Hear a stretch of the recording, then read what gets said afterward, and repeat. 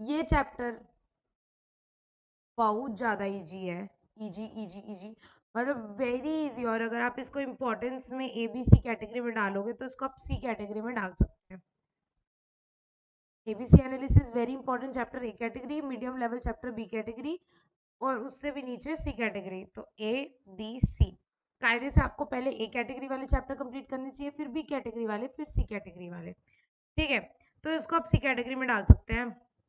Part B में तो सारा ही ए कैटेगरी में डाल देना ठीक है।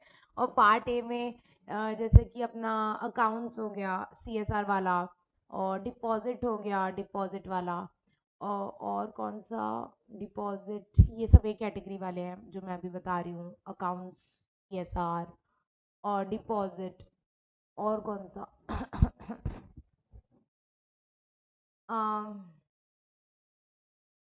ऑडिटर भी अच्छा है, ऑडिटर एक बार देख लूंगी मैं चैप्टर्स, फिर और अच्छे से बता दूंगी। ठीक है, तो ट्रांसपेरेंसी एंड डिस्क्लोजर, आपको पता है इसमें क्या है? कुछ नहीं, इसमें दो डॉक्यूमेंट्स के बारे में दिया हुआ है।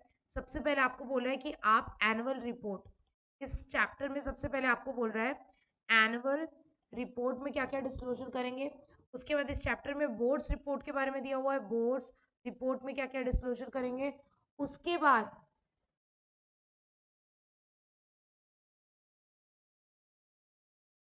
वेबसाइट डिस्क्लोजर दिया हुआ है, वेबसाइट। मेरे को एक बात बताओ, मैंने 134 पढ़ाया है क्या? पढ़ाया है ना 134? मेरे को याद नहीं आ रहा है। मैंने 134 पढ़ाया है ना आप लोग को?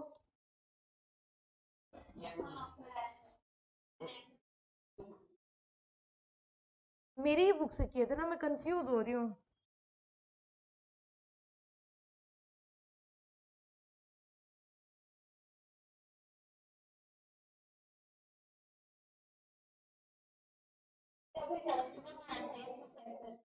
अच्छा हाँ, ये पढ़ाई थी ना मैं, हाँ ठीक है। ठीक है, ठीक है, ये मार्क मार्क किया हुआ है, मतलब पढ़ाई हूँ। मैं भूल गई थी। हाँ, यहाँ तक पढ़ाई हूँ, ठीक है, 134 पढ़ाई हूँ।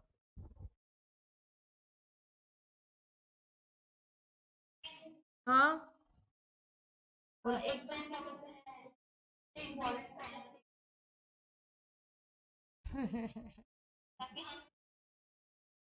अब देखो, मैं क्लास के साथ साथ बता देती हूँ ना कि यार ये वाली पेनल्टी तो पढ़ ही लेना। कई बार ऐसा बता देती हूँ ना, टॉपिक आता है तो एकदम ना, पेनाल्टी एग्जैक्टली इतनी सारी है ना कि मैं अब एकदम इंस्टेंट ऐसे मेरे माइंड में नहीं आएगा कि ये इंपॉर्टेंट है ये इंपॉर्टेंट नहीं है। वो जब टॉपिक आता है ना, तब तब निकल जाता है कि अच्छा ठीक है, ये तो कर ही लेना, इसको इग्नोर कर देना। मैं क्लास के साथ साथ बताई हूँ ना बीच बीच में कि ये वाला पेनाल्टी इंपॉर्टेंट है। क्या बता देना? मैराथन में, हाँ हाँ हाँ हाँ, मैराथन में बता देंगे। ठीक है, ठीक है। बाकी पार्ट बी का तो कर ही लेना पेनाल्टी, मतलब 184 185 186 187 188, पार्ट बी का तो कर ही लेना। स्पेशली वो 184 टू 188 तो बहुत इंपॉर्टेंट सेक्शन है। 184 185 186 187 188, ये पांचों तो बहुत ज्यादा इंपॉर्टेंट सेक्शंस हैं। ठीक है, तो इसको तो कर ही लेना, इसकी पेनाल्टीज की।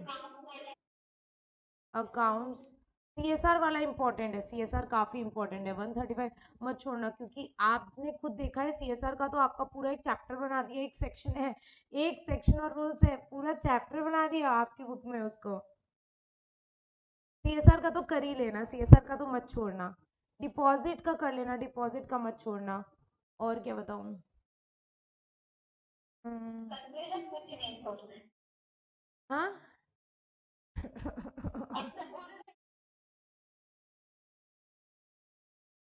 हाँ, नहीं ना, मैं अभी कितने 4-5 पेनाल्टी मुश्किल से बोलूंगी। कंपनीज एक्ट में ना पूरे 100-200 पेनाल्टीज हैं, पूरा पढ़ने जाओगे तो पागल हो जाओगे। बट मैंने किया था पता है, मैंने अपने अटेम्प्ट में काफी सारी 90% ऑफ द पेनाल्टीज याद की थी एग्जाम के पहले। काफी मुश्किल था बट मैंने ट्राई किया था। देखो, उसको लास्ट प्रेफरेंस में रखना, मतलब बाकी सब हो जाएगा ना उसके बाद करना, रिस्क मत लेना। ये नहीं कि टैक्स का इंपॉर्टेंट कंसेप्ट छोड़ रहे हो और कंपनी लॉ की पेनाल्टी याद कर रहे हो। पहले सिलेबस कंप्लीट करो, टैक्स का पूरा पढ़ के, जेआईजीएल का पूरा पढ़ के, कंपनी लॉ के इंपॉर्टेंट टॉपिक्स करके, उसको आप ऐसा रखो कि मेरे पास पूरा कंप्लीट हो जाएगा, टाइम बचेगा तो मैं देखूंगा। मतलब ऐसा मत करना कि उसके वजह से इंपॉर्टेंट चीजें छूट जा रही हैं। पहले इंपॉर्टेंट चीजें कर लो, फिर पेनाल्टीज वगैरह देख लेना। और जो थोड़ी बहुत इंपॉर्टेंट है वो तो जब पढ़ोगे, जैसे सीएसआर पढ़ रहे हैं, सीएसआर टॉपिक पढ़ रहे हैं, उसी के साथ पता है सीएसआर की पेनाल्टी इंपॉर्टेंट है तो साथ साथ में ही कर लिए। वैसा अलग से लोड मत लेना, ठीक है। Oh my God. अब ये देखो, ये चैप्टर ना बहुत ही ज्यादा सेल्फ एक्सप्लेनेटरी है, ट्रस्ट मी। इसको अपन 1 घंटे में कर सकते हैं। और आप लोग भी बहुत ज्यादा टाइम मत देना इस चैप्टर को। इस चैप्टर को अपन को सिलेक्टिव बेसिस पे करना ही पड़ेगा। एक एक चीज एक एक डिटेल में जाएंगे तो वो अननेसेसरी टाइम वेस्ट होगा। एग्जाम पॉइंट ऑफ व्यू के लिए भी वो एक स्मार्ट अप्रोच नहीं होगा। और आप लोग इस चैप्टर को भी लास्ट में करना, मतलब छोड़ के जा सकते हो, छोड़ के मत जाना, एक बार रीड लेके चल जाना, छोड़ के मत जाना। मैं छोड़ना प्रेफर नहीं करती हूँ। एक बार रीड लेके चल जाना, क्योंकि ये इतना इजी चैप्टर है, कुछ टेक्निकलिटी है ही नहीं इसमें। सच बता रही हूँ, बहुत इजी चैप्टर है कि एक बार आप रीड ले लोगे ना, फिर अगर आपको इससे क्वेश्चन भी आ गया ना तो आप मन से बना लोगे, मतलब छोड़ के आने की नौबत नहीं आएगी और आपको मार्क्स भी मिल जाएंगे उसमें। मन से बना लोगे, एकदम लड्डू चैप्टर है। थोड़ा आपको लेंदी दिखेगा, अरे इतना बड़ा चैप्टर, कुछ है ही नहीं। मतलब वही बोलते हैं ना, नाम बड़े दर्शन छोटे, वैसा ही वाला है, नाम बड़े दर्शन छोटे। दिखने में बहुत बड़ा चैप्टर दिख रहा है, कुछ है ही नहीं इस चैप्टर के अंदर। आपको पता है बस इतना दिया हुआ है कि बोर्ड रिपोर्ट में क्या क्या डालते हैं, एनुअल रिपोर्ट में क्या क्या डालते हैं, वेबसाइट में क्या क्या डालते हैं। भाई ये तो आप आग बंद करके खुद से भी अभी बता सकते हो। बोर्ड रिपोर्ट में क्या क्या डालते हैं, कंपनी की डिटेल्स डालते हैं, कंपनी की डिटेल्स डालते हैं, पॉलिसीज के बारे में डालते हैं, कंपनी के डायरेक्टर्स के बारे में डालते हैं, रेमुनरेशन के बारे में डालते हैं, 184, 186, 188, loan to director, loan guarantee security investment, related party transaction, ये सारी चीजें डालते हैं। ये तो अपन 134 में भी पढ़ चुके हैं। बहुत ईजी है। बस एक बार मेरे साथ पेशेंस के साथ क्लास में ध्यान से देख लो। जैसे जैसे अपन सेलेक्टिव बेसिस पे पढ़ रहे हैं वैसे वैसे कर लो। जितना जितना बताऊंगी उतना उतना कर लोगे तो बहुत है। बाकी फिर छोड़ के जाने की नौबत नहीं आएगी। और ऐसा रहेगा कि अगर बाई चांस क्वेश्चन आ जाते हैं, नॉर्मली बहुत ज्यादा चांसेस नहीं है ऐसे क्वेश्चन आने के, बट अगर बाई चांस क्वेश्चन आ जाता है एक तो 3-4 मार्क्स का, तो आप लोग बना लेंगे। तो छोड़ के मत जाना, एक बार रीड लेके जाना। बट हाँ, लास्ट में करना, सी कैटेगरी में रखना। पहले बाकी इंपॉर्टेंट चैप्टर्स कर लेना, पार्ट बी और पार्ट ए के इंपॉर्टेंट चैप्टर्स। फिर जैसे अपन इसको लास्ट में अपने सिलेबस में लास्ट में कर रहे हैं ना, वैसे ही जब रिविजन करोगे ना तब भी लास्ट में करना, ठीक है। नीचे आओ। Annual report. एनुअल रिपोर्ट क्या होता है? एनुअल रिपोर्ट, अरे मैडम अभी तो पढ़े, इतना मार मारूंगी ना, अभी एनुअल रिटर्न पढ़े हैं। और मैं आपको 1000 बार बता चुकी हूँ कि एनुअल रिटर्न अलग होता है, एनुअल रिपोर्ट अलग होता है। तो वो एनुअल रिटर्न अलग था, एमजीटी 7, एमजीटी 7 सेक्शन 92, सेक्शन 92 वो एनुअल रिटर्न अलग था। ये क्या है? Annual report. एनुअल रिपोर्ट क्या होती है? कॉम्प्रिहेंसिव डिटेल्ड बेसिकली रिपोर्ट होती है, जो कि provided by most public companies to disclose their corporate activities over the past year. में प्राइवेट कंपनी को नहीं बनाना रहता है क्या? बनाना रहता है। The report is typically issued to shareholders and other stakeholders who evaluate the firm's performance. Annual report हम basically सारा documents का report बनाते हैं जिसमें हम financial performance पूरे साल भर की हमारी performance क्या रही, सारी highlights, operation financial highlights के साथ shareholders को बताते हैं। और आपको मैं पहले ही बता चुकी हूँ, याद करो, आप बनाते हैं P&L अकाउंट, फिर आप बनाते हैं बैलेंस शीट, फिर आप उसको ऑडिट कराते हैं। तो जब आप ऑडिट कराते हैं तो आपको ऑडिटर से ऑडिटर्स का रिपोर्ट मिलता है। और फिर आप उसके बाद आप बनाते हैं बोर्ड्स रिपोर्ट। ये वाली बात मैंने आपको अकाउंट्स वाले चैप्टर में पढ़ा चुकी है कि पहले अपन पीएनएल अकाउंट बनाते हैं, फिर बैलेंस शीट बनाते हैं, फिर उसको ऑडिट कराते हैं। ऑडिट कराते हैं सीए से, तो वो ऑडिटर्स रिपोर्ट देता है। फिर उसके बाद अपन बनाते हैं बोर्ड्स रिपोर्ट। और ये सबको मिला करके कुछ नहीं, ये सबका बंडल बना दो, एक जगह डाल दो, और ये सबको मिला करके बुलाता है एनुअल रिपोर्ट। कुछ नहीं, एनुअल रिपोर्ट अलग से कुछ नहीं है, ये सबको मिला के एनुअल रिपोर्ट बोला जाता है। तो देखो ना, एनुअल रिपोर्ट में क्या क्या आएगा। एनुअल रिपोर्ट में सबसे पहले आपके फाइनेंशियल स्टेटमेंट आ जाएंगे। फाइनेंशियल स्टेटमेंट मतलब balance sheet, PNL account, balance sheet, PNL account, ठीक है। उसके बाद कंसोलिडेटेड, अगर आपकी होल्डिंग सबसे है तो कंसोलिडेटेड भी बन जाएगा वो। उसके बाद इसमें कैश फ्लो स्टेटमेंट भी आ जाता है। कैश फ्लो स्टेटमेंट तो बेसिकली फाइनेंशियल स्टेटमेंट में ही आ जाएगा। डायरेक्टर्स रिपोर्ट, बोर्ड्स रिपोर्ट, उसके बाद ऑडिटर्स, ऑडिट कहाँ है, ऑडिटर्स रिपोर्ट कहाँ गया, अरे भाई, अच्छा, ये यहीं पर लिखा हुआ है ना, audited bye auditors, audited bye including audit qualification. आप अलग से भी लिख सकते हो ऑडिटर्स रिपोर्ट। यहाँ पर एक और पॉइंट ऐड कर सकते हो, ऑडिटर्स रिपोर्ट, ऑडिटर्स रिपोर्ट। उसके बाद याद करो, मैंने आप लोगों को एमडी रिपोर्ट के बारे में पढ़ाया था ना? नहीं, एमडी रिपोर्ट नहीं पढ़े थे, यहाँ पढ़ेंगे। ये हो गया। उसके बाद top 1000 listed companies based on market capitalization के लिए एक होता है business responsibility report. Top 1000 listed companies को एक एडिशनल बिजनेस रिस्पॉन्सिबिलिटी रिपोर्ट बनाना पड़ता है, जिसमें वो लोग बताते हैं कि वो लोग ने एनवायरनमेंट, सोशल, गवर्नेंस के लिए, एनवायरनमेंट के लिए क्या क्या स्टेप्स लिया, क्या क्या इनिशिएटिव लिया। तो ये सिर्फ और सिर्फ टॉप 1000 लिस्टेड कंपनीज को ही बनाना रहता है। टॉप 1000 लिस्टेड कंपनीज को ही एक एडिशनल बिजनेस रिस्पॉन्सिबिलिटी स्टेटमेंट बनाना रहता है कि उन्होंने समाज के लिए क्या किया, सोशल में के लिए क्या किया, एनवायरमेंटल के लिए क्या किया। और एक होता है एमडीए रिपोर्ट, जो अभी हम लोग पढ़ेंगे। तो ये सारी चीजें मिल करके, इन सबका बंडल बना करके ये सबको टुगेदर हम बोलते हैं एनुअल रिपोर्ट। जैसे मान के चलो, it's like a hamper, it's like a hamper. ये सारी चीजों को एक साथ कंसोलिडेट करो, वो बन जाएगा हमारा एनुअल रिपोर्ट। एनुअल रिपोर्ट में कौन कौन सी डिस्क्लोजर होती है? बहुत सारी जगह दिया हुआ है, ठीक है। एनुअल रिपोर्ट में बेसिकली, एनुअल रिपोर्ट में अब मैं बोर्ड्स रिपोर्ट, अब मैं अगर एनुअल रिपोर्ट की बात करूँ, रुको, अगर एनुअल रिपोर्ट की बात करूँ, अगर मैं एनुअल रिपोर्ट की बात करूं, तो एनुअल रिपोर्ट में आपको क्या क्या डिस्क्लोजर देना है, ये बहुत सारी जगह दिया हुआ है। ये कंपनीज एक्ट में भी दिया हुआ है, ये सेबी के एलओडीआर में भी दिया हुआ है, और बहुत सारी जगह दिया हुआ है कि आपको एनुअल रिपोर्ट में क्या क्या चीजें डिस्क्लोज करनी है। What all you have to disclose in annual report.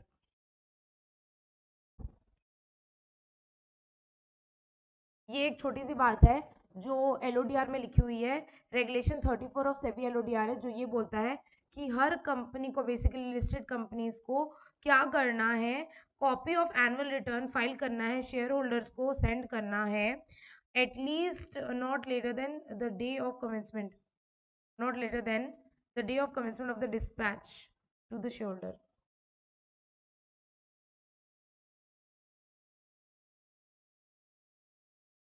आप नोटिस देते हो ना एजीएम का, तो एजीएम का नोटिस जब दोगे तो उसी नोटिस के साथ साथ आपको एनुअल रिपोर्ट का कॉपी भी देना पड़ेगा, ताकि वो मीटिंग में प्रिपेयर्ड आए, इस एनुअल रिपोर्ट को पढ़ करके, समझ करके पहले से प्रिपेयर्ड आए। तो आपको मीटिंग के पहले एनुअल रिपोर्ट देना पड़ेगा। कब? जिस दिन नोटिस दे रहे हैं उससे पहले ही दे देना है, या तो उसके साथ दे देना है, उसके बाद नहीं देंगे। और अगर कोई इवेंट, कोई चेंजेस होता है एनुअल रिपोर्ट में, तो रिवाइज्ड कॉपी फिर हमें देनी पड़ेगी कम से कम 48 आवर्स पहले।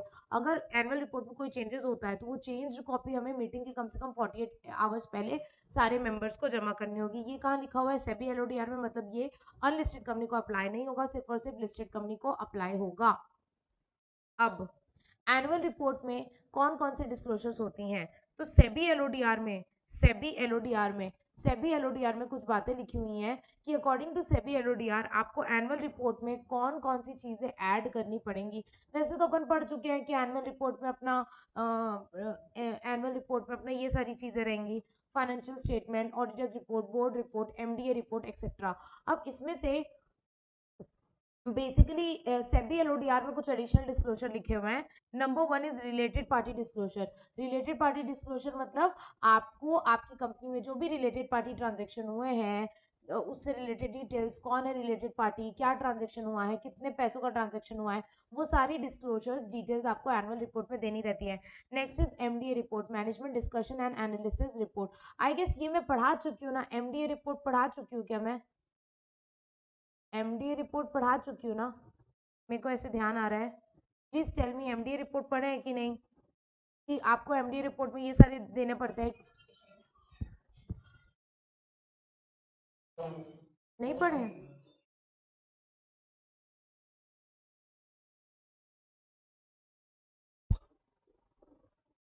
ओके, हो सकता है नहीं पढ़े होंगे। तो एक होता है MDA report, MDA management discussion analysis report. इसमें बेसिकली अपन को क्या डिस्क्लोज करना रहता है?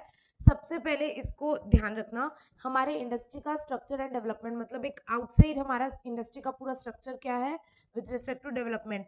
हमारी इंडस्ट्री के अपॉर्चुनिटी और थ्रेट्स क्या क्या है, हमारी जो बिजनेस है उसमें कौन कौन सी अपॉर्चुनिटीज है, थ्रेट, वो स्वॉट एनालिसिस करते हैं ना, स्ट्रेंथ, वीकनेस, अपॉर्चुनिटी, थ्रेट। वो segment wise, product wise performance, हमारी इंडस्ट्री का आउटलुक क्या है, रिस्क और कंसर्न क्या है, इंटरनल कंट्रोल सिस्टम एडिक्वेसी, हमारा परफॉर्मेंस कैसा है, ऑपरेशनल परफॉर्मेंस, ह्यूमन रिसोर्स को लेकर के, इंडस्ट्रियल रिलेशन को लेकर के क्या डेवलपमेंट्स हुए हैं, और अगर कोई सिग्निफिकेंट चेंजेस हुआ है, सिग्निफिकेंट मतलब कोई भी चेंज जो 25% या उससे ज्यादा रहता है पिछले फाइनेंशियल ईयर के कंपैरिजन में, तो उसको सिग्निफिकेंट चेंज बोलते हैं किसी रेशियो में या किसी इस तरह के रेशियो में। जैसे आप 11th-12th में पढ़े होंगे, debtors turnover ratio, inventory turnover ratio, interest coverage ratio, etcetera etcetera. Details of change in return on net worth, आपको आपके इन्वेस्टमेंट पूंजी में कितना रिटर्न मिल रहा है, that is return on net worth. उसमें अगर कोई चेंजेस होता है तो ये सारी चीजें आप एमडीए रिपोर्ट में डिस्क्लोज करते हैं। मेरे को ऐसे क्यों ध्यान आ रहा है कि मैं ये पढ़ा चुकी हूँ।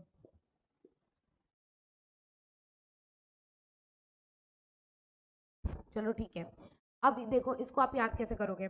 सबसे पहले हमारा एक स्ट्रक्चर इंडस्ट्री का स्ट्रक्चर को हम आउटलुक भी बोल सकते हैं। तो ये दोनों सिमिलर पॉइंट हो गया हमारा, इंडस्ट्री का स्ट्रक्चर और आउटलुक।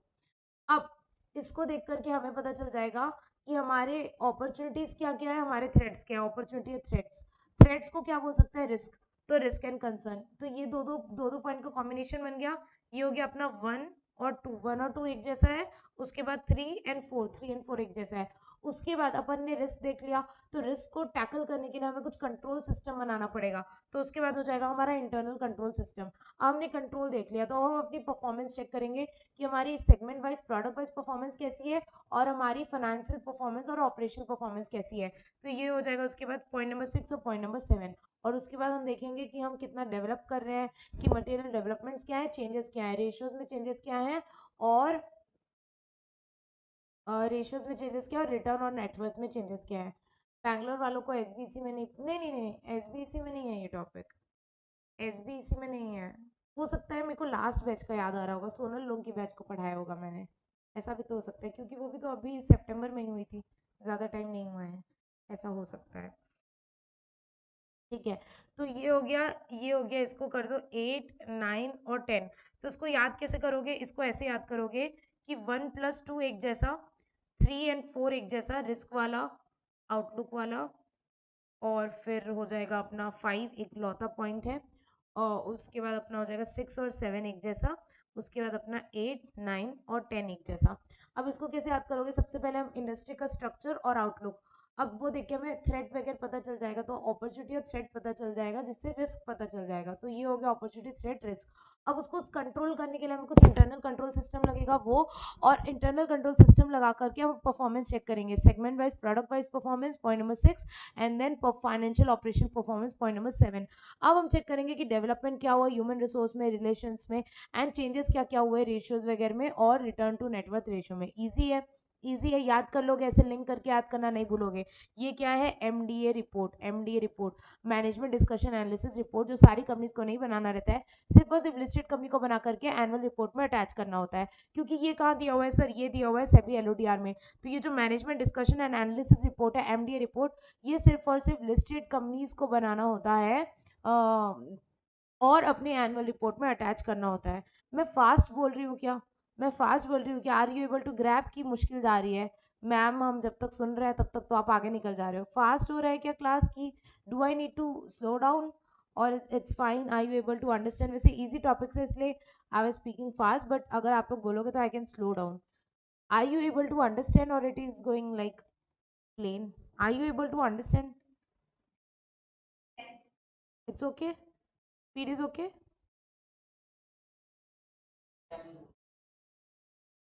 यस, ओके, ठीक है, ठीक है, great great great great. Number 2, disclosures of accounting treatment. MDA में आपको अकाउंटिंग ट्रीटमेंट से भी रिलेटेड कुछ डिस्क्लोजर करनी पड़ती है। जो आपकी एमडी होती है ना, मैनेजमेंट डिस्कशन एनालिसिस, इसमें आपको डिस्क्लोजर करनी होती है। ये सारे मैटर्स जो अपन ने पढ़े, उसके बाद कुछ अकाउंटिंग ट्रीटमेंट की, आप अकाउंटिंग स्टैंडर्ड्स फॉलो कर रहे हो कि नहीं, उससे रिलेटेड आप कैसे अकाउंटिंग ट्रीटमेंट कर रहे हो, fair and true values show कर रहा है ना, ये सारी बातें भी आपको डिस्क्लोज करनी रहती है। तो अगर फाइनेंशियल स्टेटमेंट्स की प्रिपरेशन में, अगर where in the preparation of financial statement a treatment different from the prescribed in accounting statement has been followed, the fact shall be disclosed in the financial statement together with the explanation of such alternative treatment of the true and fair view of the underlying business transaction. अगर आप कोई accounting standard follow नहीं करते हो और accounting standard की जगह कोई दूसरा ट्रीटमेंट फॉलो करते हो, तो आपको रीजन बताना पड़ता है कि why you are not following accounting standard and why you are following some other treatment apart from which is other than accounting standard, and you have to tell whether it is actually showing true and fair view or not. So ये एक basic बात थी, अगर इसमें से कुछ point skip भी होगा ना चलेगा, पर ऊपर से इसमें मैम सारे पॉइंट याद करने की जरूरत है ना, नहीं जरूरत है, अगर 10 पॉइंट याद नहीं होते हैं ठीक है, 5-6 पॉइंट याद कर लो, that will also be enough. Okay, उसके बाद कॉर्पोरेट गवर्नेंस रिपोर्ट, आप अपन पढ़ रहे हैं कि सेबी एलओडीआर के अकॉर्डिंग अपन को कौन कौन से डॉक्यूमेंट्स एनुअल रिपोर्ट में अटैच करने होते हैं। एक होता है एनुअल रिपोर्ट में अलग से रिलेटेड पार्टी डिस्क्लोजर करना पड़ता है, एमडीए रिपोर्ट देना पड़ता है, और थर्ड अपना हो जाएगा C point, corporate governance report देना पड़ता है। मैम अनलिस्टेड कंपनी को भी देना पड़ेगा क्या? नहीं, जरूरी नहीं है, क्योंकि ये जो हम पढ़ रहे हैं ये सेबी एलओडीआर में लिखा हुआ है, तो ये सिर्फ और सिर्फ लिस्टेड कंपनीज के लिए एडिशनल रिक्वायरमेंट है कि एक लिस्टेड कंपनी को ये सारी चीजें भी अपने एनुअल रिपोर्ट में अटैच करनी पड़ेंगी, जैसे कि कॉर्पोरेट गवर्नेंस रिपोर्ट। अब कॉर्पोरेट गवर्नेंस रिपोर्ट में यहाँ पर क्या क्या हो जाएगा, कॉर्पोरेट गवर्नेंस मतलब ट्रू एंड लेटर स्पिरिट में लॉ को कंप्लाई करना, ताकि सारे ही स्टेक होल्डर को भला हो, किसी का भी इंटरेस्ट प्रेजुडाइज ना हो। कॉर्पोरेट गवर्नेंस रिपोर्ट में हम क्या क्या बताएंगे, कंपनी की फिलोसॉफी के बारे में बताएंगे, कंपनी का कोड ऑफ गवर्नेंस के बारे में बता देंगे, ठीक है, डायरेक्टर्स का कंपोजिशन बता देंगे, कितने डायरेक्टर्स मीटिंग में आते हैं, ठीक है, नंबर ऑफ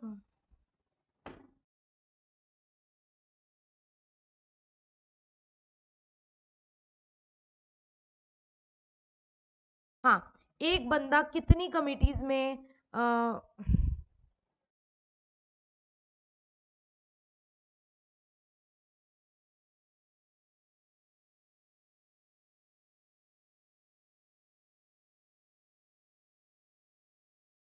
हम्म, अगर वो किसी और बोर्ड में मेंबर है, किसी और कमेटी में मेंबर है, या कहीं किसी और कमेटी में चेयरपर्सन है, तो उसकी डिटेल्स अपन को देनी पड़ेंगी, साल भर में कितनी बोर्ड मीटिंग हुई, रिलेशनशिप्स कैसा है, फैमिलराइजिंग प्रोग्राम कर रहे हो कि नहीं, इंडिपेंडेंट डायरेक्टर को फैमिलराइज करने के लिए आपको एक मैट्रिक्स देना पड़ता है regarding the skills of board.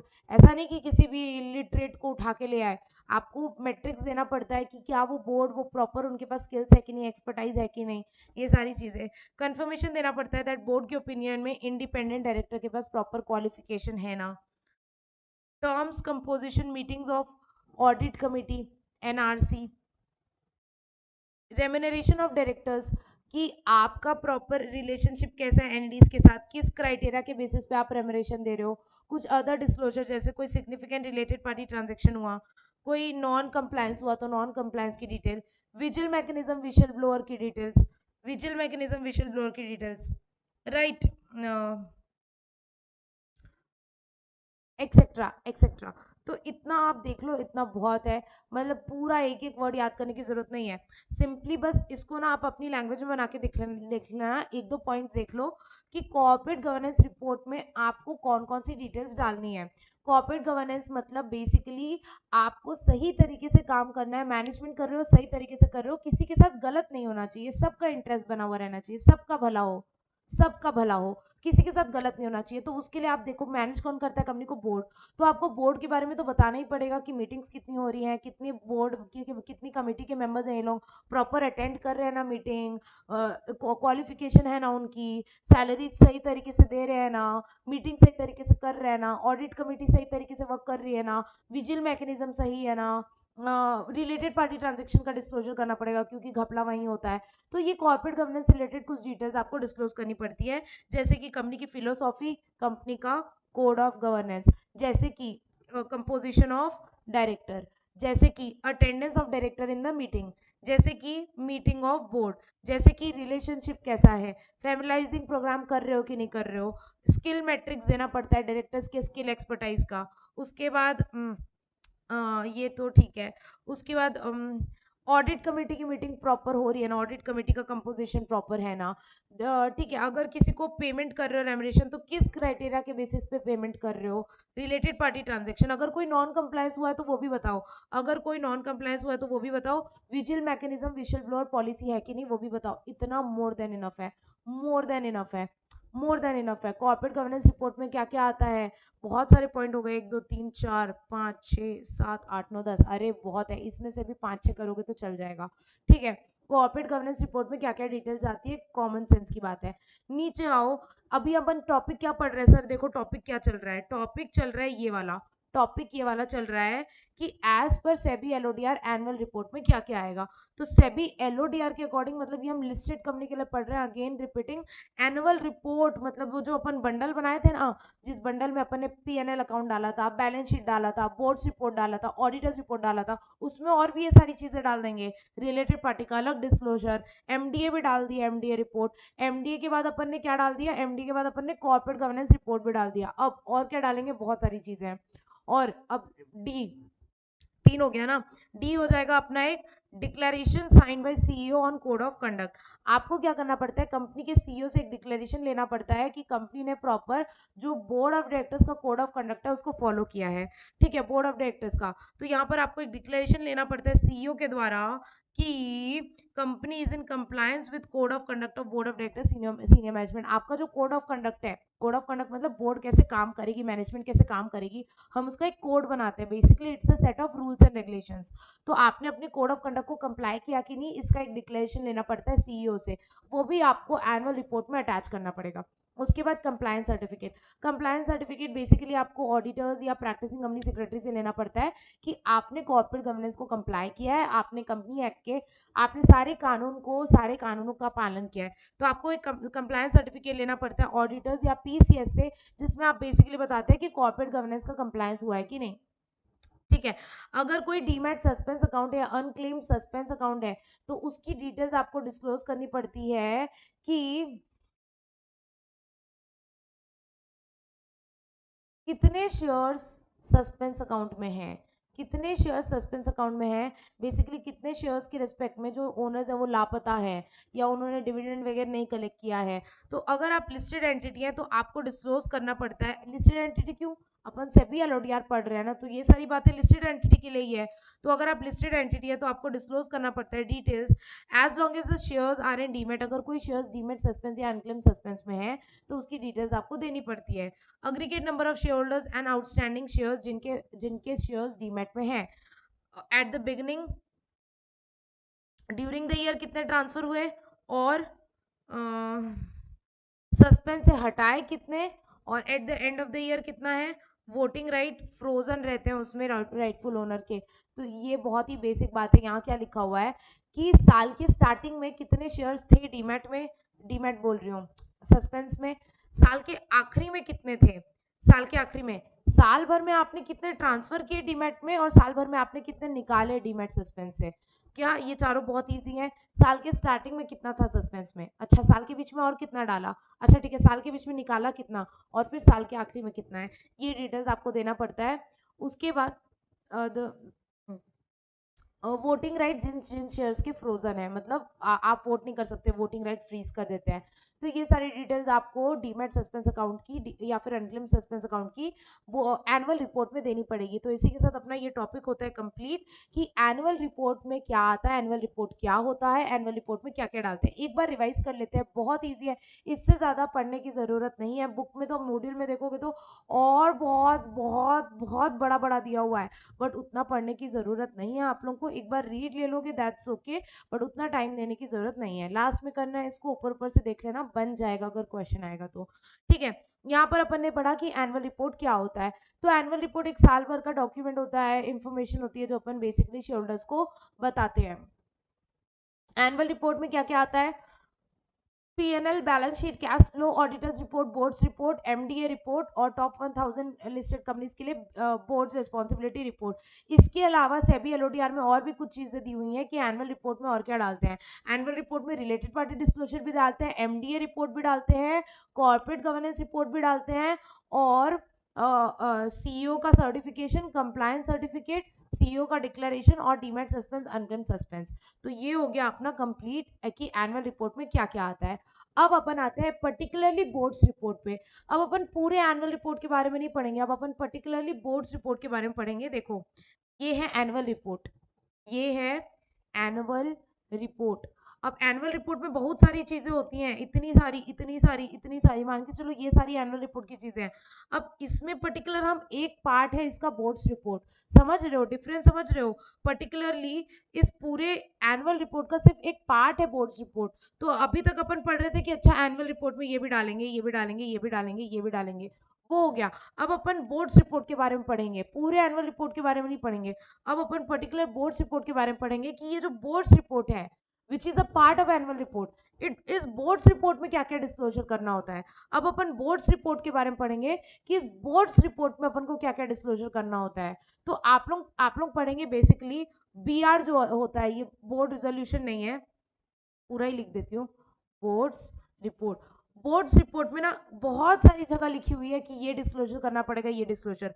कुछ डिस्क्लोजर 134 में दिया हुआ है जो अपन पढ़ चुके हैं, कुछ disclosure other provision other section of companies act में दिया हुआ है, कंपनीज एक्ट में। कुछ डिस्क्लोजर एलओडीआर में दिया हुआ है, और कुछ डिस्क्लोजर और कहाँ दिया हुआ है, ये 134 कंपनीज एक्ट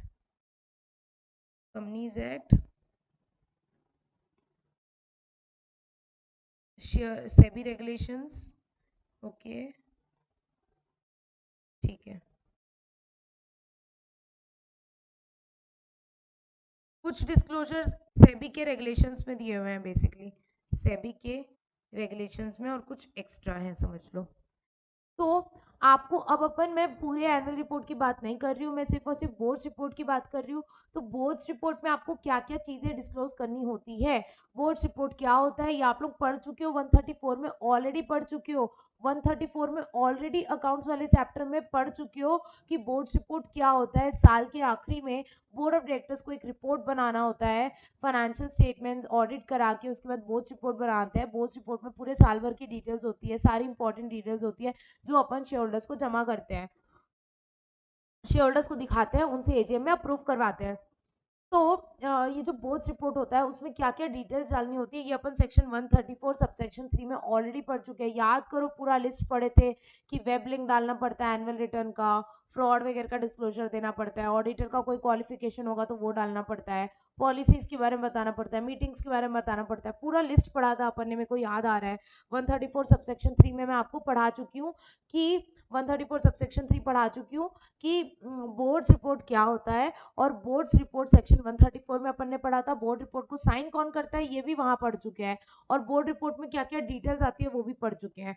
तो बोर्ड रिपोर्ट में क्या मैडम सिर्फ यही वाली डिटेल्स आती है जो 134 में लिखी हुई है? नहीं, ये तो है, ये तो डालनी है। इसके अलावा और भी बहुत सारी जगह, आप जगह जगह कंपनीज एक्ट में पढ़ेंगे कि ये डिटेल्स आपको बोर्ड रिपोर्ट में डालनी पड़ेगी। जैसे कि याद करो, मैं आपको एक एग्जांपल बता रही हूँ, एक सेक्शन है सेक्शन 168, कोई मेरे को बताएगा 168 क्या चीज का सेक्शन है?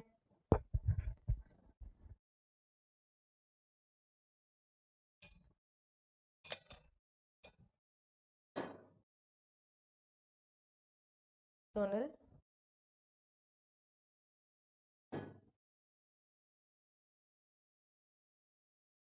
देवी,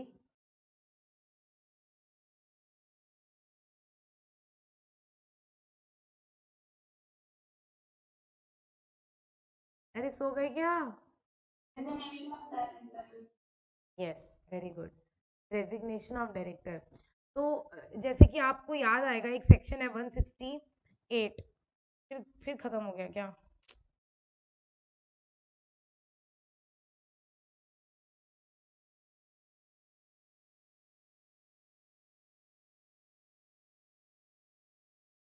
हम्म,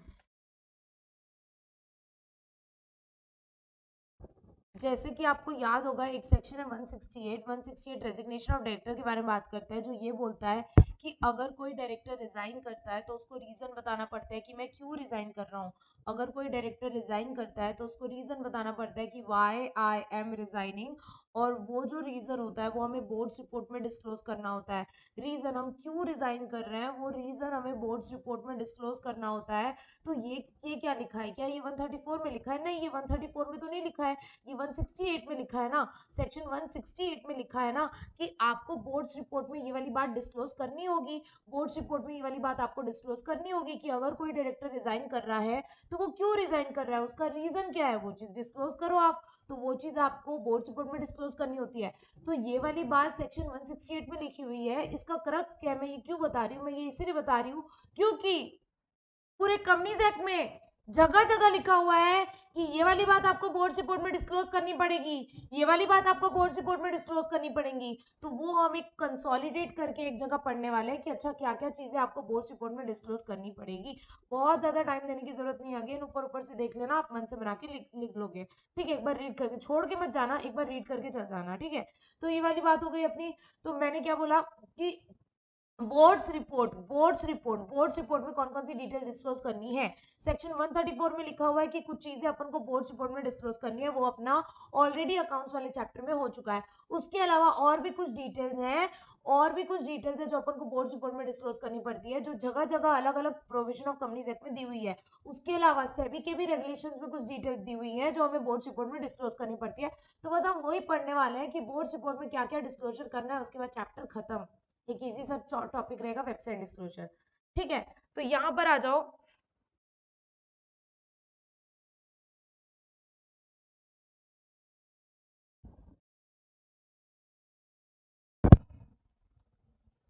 चार्ज चल जाए बस, 25% बचा है।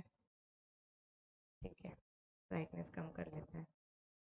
चलो, डायरेक्टर्स बोर्ड्स रिपोर्ट। अब बोर्ड्स रिपोर्ट में क्या क्या डिस्क्लोजर लगेगा, बोर्ड्स रिपोर्ट डिस्क्लोजर इन बोर्ड्स रिपोर्ट 134 ऑलरेडी हो चुका है, covered in chapter 9 accounts of companies. उसके बाद अदर डिस्क्लोजर अंदर कंपनीज एक्ट। जितना पढ़ा रही हूँ उतना पढ़ोगे, इनफ है, बहुत इनफ है। अब देखो ये इक्विटी शेयर, आपको याद है equity share with differential right, DVR section 43 कि अगर डिफरेंशियल राइट वाला शेयर इशू करना है तो ओआर पास करना पड़ेगा। याद करो 26% से ज्यादा नहीं हो सकता। यहाँ पर याद करो, यहाँ पर पढ़ा था अपन ने सेक्शन 43, सेक्शन 43 में अपन ने पढ़ा था कि आप इशू कर सकते हैं क्या, डीवीआर वाला शेयर्स। तो यहाँ पर आपको बोला गया है कि अगर आप डीवीआर वाला शेयर इशू करते हैं तो आपको कुछ चीजें बोर्ड रिपोर्ट में डिस्क्लोज करनी पड़ेंगी डीवीआर से रिलेटेड, जैसे कि total number of shares with DVR, total कितने नंबर ऑफ शेयर्स इशू किए, डिटेल्स इन डिफरेंशियल राइट, क्या डिफरेंशियल राइट है, वोटिंग को लेकर के, डिविडेंड को लेकर के, क्या डिफरेंट राइट है, percentage of shares with DVR, total post issue equity capital with DVR at any point, आपका टोटल पेड अप कैपिटल के रिस्पेक्ट में 74% था ना, 74% था ना आपका total post issue paid up capital के रिस्पेक्ट में आपका डीवीआर वाला शेयर कितना परसेंट है, ये वाली बात, किस प्राइस में इशू कर रहे हो, किसको किसको इशू कर रहे हो, किस प्रमोटर डायरेक्टर के एमपी को इशू कर रहे हो, क्या कंट्रोल में चेंज आएगा, क्या अर्निंग पर शेयर डाइल्यूट हो जाएगा एक शेयर होल्डर का, एक्सेट्रा। सारी बातें पढ़ने की जरूरत नहीं है, इसमें से कोई 3-4 पॉइंट पढ़ लो, इनफ है। 5 पॉइंट पढ़ लो, चलो इसमें से कोई 5 पॉइंट, एनी 5 पॉइंट जो आपको अच्छा लगे। स्टार्टिंग के ही 5 इजी हैं। आप क्या पढ़ो कि अगर आप डीवीआर वाले शेयर्स इशू करते हो, वैसे तो कायदे से अपन को इसको 43 के साथ ही पढ़ लेना चाहिए था, ज्यादा अच्छा होता, पर ठीक है। आपको अगर आप डीवीआर डिफरेंशियल राइट वाले शेयर इशू करते हो तो बोर्ड रिपोर्ट में क्या क्या डिटेल्स देना पड़ेगा, कितने शेयर इशू कर रहे हो, कितने परसेंट है, किस प्राइस में इशू कर रहे हो, किस डायरेक्टर और किस केएमपी को इशू कर रहे हो, क्या कंट्रोल में चेंज होगा, अर्निंग पर शेयर डाइल्यूट होगा क्या, अर्निंग पर शेयर मतलब एक बंदा कितना अर्न कर रहा है वो क्या उनका कम हो जाएगा क्या, डाइल्यूट हो जाएगा क्या, दैट। तो बेसिकली 4-5 पॉइंट पढ़ लो। Next is sweat equity share, याद होगा आप लोगों को स्वेट इक्विटी शेयर, ये सब पढ़ा हुआ है, सारे टॉपिक्स पढ़े हुए हैं, इसको चाहो ना आप इग्नोर भी कर सकते हो। स्वेट इक्विटी शेयर नहीं पढ़े हुए हैं 54 में, आपको पता नहीं है स्वेट इक्विटी शेयर, खून पसीना जो डायरेक्टर्स एम्प्लॉयज काम करते हैं उनको हम फ्री में शेयर देते हैं, डिस्काउंट में शेयर देते हैं, that is sweat equity share. तो एकदम कॉमन सेंस की बात है कि स्वेट इक्विटी शेयर से रिलेटेड आपको क्या क्या डिस्क्लोजर बोर्ड में करना है। हाँ ठीक है अंकुश, जाओ जाओ रिकॉर्डिंग देख लेना, it's fine, you can go. वैसे भी होने ही वाला है, 10 मिनट का बचा है, देख लेना। ठीक है, 15 मिनट का होगा। अच्छा गया क्या, ठीक है ठीक है। तो ये तो बहुत ही कॉमन सी बात है कि आप स्वेट इक्विटी शेयर इशू कर रहे हो, स्वेट इक्विटी शेयर से रिलेटेड क्या क्या डिटेल्स डालोगे बताओ बोर्ड रिपोर्ट में, बिना देखो बता सकते हो कि कितने शेयर इशू कर रहे हो, कितने प्राइस में कर रहे हो, फ्री में दे रहे हो, डिस्काउंट में दे रहे हो, किसको दे रहे हो, कौन से डायरेक्टर को दे रहे हो, कौन से एम्प्लॉयज को दे रहे हो, तो ये बहुत ही बेसिक सी बात है कि स्वेट इक्विटी शेयर्स, आप स्वेट इक्विटी शेयर से रिलेटेड क्या क्या चीजें बोर्ड रिपोर्ट में डिस्क्लोज करोगे। सबसे पहले तो किस क्लास ऑफ एम्प्लॉय डायरेक्टर को इशू कर रहे हो, कौन से शेयर्स इशू कर रहे हो, कौन से शेयर्स इशू कर रहे हो, कितने नंबर ऑफ शेयर्स इशू कर रहे हो, रीजन दो क्यों इशू कर रहे हो, ऐसा क्या खून पसीना बहा दिया उसने। ठीक है, ठीक है, कितने परसेंट के होंगे वो, कंसिडरेशन कितने पैसों में दे रहे हो, क्या फ्री में दे रहे हो कि कुछ कंसिडरेशन ले रहे हो। बहुत इजी पॉइंट है ये, 1 2 3 4 5 6, इसमें से कोई 5 पॉइंट कर लो, इनफ होगा, इनफ होगा। और टाइम मत देना, कॉमन सेंस की बात है, मतलब इसको आप मन से भी बना के लिख सकते हो कि स्वेट इक्विटी शेयर से रिलेटेड आपको बोर्ड रिपोर्ट में क्या क्या डिस्क्लोजर करना पड़ेगा, कितने number of share sweat equity share दे रहे हो, कितने रुपए में दे रहे हो, कंसिडरेशन क्या ले रहे हो, कौन से शेयर दे रहे हो, कौन से डायरेक्टर एम्प्लॉय को दे रहे हो। Isn't it easy, very easy. Yes, ESOP से रिलेटेड क्या क्या डिटेल्स आपको डिस्क्लोज करना पड़ेगा। अगेन, नहीं पढ़ चुके हैं, पढ़ चुके हैं, सब पढ़ चुके हैं। सेक्शन 62(1)(b में अपन नहीं पढ़े थे ईसॉप के बारे में, एम्प्लॉय स्टॉक ऑप्शन स्कीम, याद करो, मॉड्यूल से पढ़े थे ये वाला टॉपिक ईसॉप वाला। तो अगर आप ईसॉप इशू करते हो 62(1)(b में, एम्प्लॉय स्टॉक ऑप्शन स्कीम दे रहे हो, मतलब एम्प्लॉयज को राइट दे रहे हो कि आप इतने शेयर फ्यूचर में इतने टाइम के बाद परचेज कर सकते हो इस पर्टिकुलर प्राइस में, तो आपको ईसॉप से रिलेटेड क्या क्या डिटेल्स बोर्ड रिपोर्ट में डिस्क्लोज करनी पड़ेंगी। बहुत इजी है। ऑप्शंस ग्रांटेड, कितने ऑप्शंस ग्रांट कर रहे हो, options vested, basically sorry, options vested मतलब आप कितना ऑप्शंस उनको दे रहे हो और एक्चुअल में वो कितने ऑप्शंस एक्सरसाइज कर रहे हैं, ऑप्शन एक्सरसाइज।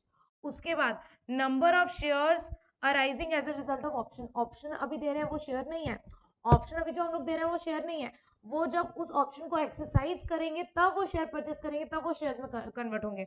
ऑप्शन लैग मतलब जो एक्सरसाइज नहीं किया, एक्सरसाइज प्राइस मतलब कितने रुपए में खरीद सकते हैं, टर्म्स एंड कंडीशंस क्या है, कितना पैसा आया, कितने नंबर ऑफ ऑप्शंस अभी ऑल इन फोर्स है, मतलब ऑनगोइंग है, वैलिड है, किस employee wise details option granted to KMPs other employees identified employees. एक आइडेंटिफाइड एम्प्लॉयज का भी कंसेप्ट होता है, वो आप लोग सेवी में ज्यादा अच्छे से ज्यादा डिटेल में पढ़ोगे। आप कितने एम्प्लॉयज नॉर्मल, कितने ऑप्शन नॉर्मल एम्प्लॉयज को दे रहे हो, कितने ऑप्शन आइडेंटिफाइड एम्प्लॉयज को दे रहे हो, कितने ऑप्शन केएमपी को दे रहे हो, उसकी भी डिटेल्स। तो कुछ नहीं, option vested, option exercise, option lapsed, number of shares converted arising, terms and conditions, money realise, कितने नंबर ऑफ एम्प्लॉयज को ऑप्शन दे रहे हो, कितने एम्प्लॉयज को आइडेंटिफाइड एम्प्लॉयज को केएमपीज को ऑप्शन दे रहे हो, कितने ऑप्शन इम्पोज हैं। तो ये कुछ बेसिक बातें आपको बोर्ड रिपोर्ट में डिस्क्लोज करनी रहती है ईसॉप से रिलेटेड। Next is 67। आपको पता है सेक्शन 67 क्या है, याद करो जब मैंने आपको पढ़ाया था बाईबैक, बाईबैक मैंने पढ़ाया था, याद है सेक्शन 68 में। तो वहां पर मैंने आप लोग को बताया था एक सेक्शन 67 है जो बाईबैक से पहले आता है, 68 से पहले 67 आता है, जो कंपनी को रेस्ट्रिक्ट करता है कि कुछ कुछ सिचुएशन में आप खुद के शेयर नहीं खरीद सकते, कुछ कुछ सिचुएशन में आप खुद के शेयर नहीं खरीद सकते। तो सेक्शन 67 रिस्ट्रिक्ट करता था। तो सेक्शन 67 से रिलेटेड भी कुछ बातें अपन को बोर्ड रिपोर्ट में डिस्क्लोज करनी होती है।